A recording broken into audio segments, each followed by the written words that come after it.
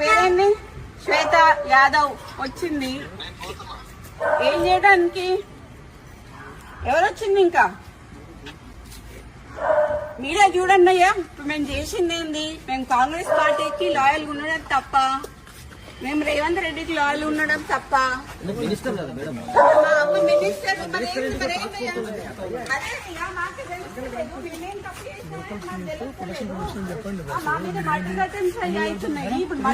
కదా ఇది.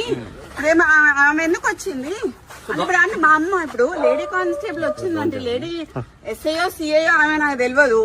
వచ్చిందంటే మా అమ్మని అరెస్ట్ చేయడానికి వచ్చినట్ట, అంతేనా? గవర్నమెంట్ లో ఉన్నటువంటి ఒక మినిస్టర్ కదా మీ అమ్మ. అదే అండి, అదే నాకు తెలియట్లేదు. మరి మీరే తెలుసుకోవాలి. ఎందుకంటే మరి టీఆర్ఎస్ వాళ్ళ మీద పడకుండా కాంగ్రెస్ వాళ్ళ మీద పడి మా మీద మా ఇంటి మా ఆడోళ్ళ మీద పడ్డానికి ఇప్పుడు ఆమె ఎందుకు వచ్చింది చెప్పండి? చెప్పట్లేదు కదా. ఆ టాస్క్ ఫోర్స్ వాళ్ళు ఇంతకు ముందు వచ్చి మా ఓఎస్డీని నిన్న టర్మినేట్ చేశారండి. టర్మినేట్ చేశారు. చేసినందుకు దానికి అడ్మినిస్ట్రేషన్ గ్రౌండ్స్ లో అన్నారు. మాకు వాటికి ఏ ఎక్స్ప్లెనేషన్ ఇవ్వలేదు.